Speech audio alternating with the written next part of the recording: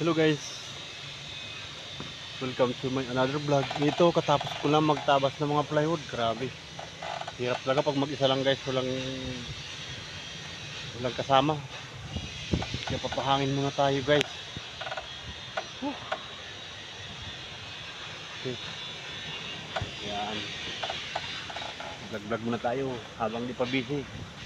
Katabas tayo ng Trent lang plywood. Medyo pinawisan ako ng basa guys.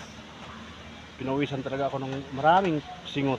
Kaya mahirap talaga mag-isa. Talagang papawisan ka ng maraming singot. Kaya ito, relax muna tayo and enjoy. Yan guys. Hello sa inyong lahat. Welcome to my vlog. Sa mga hindi pa nakasubscribe sa akin, paki-like naman po at subscribe para madagdagan naman yung mga followers. Okay guys, maraming salamat sa inyo. Paalam.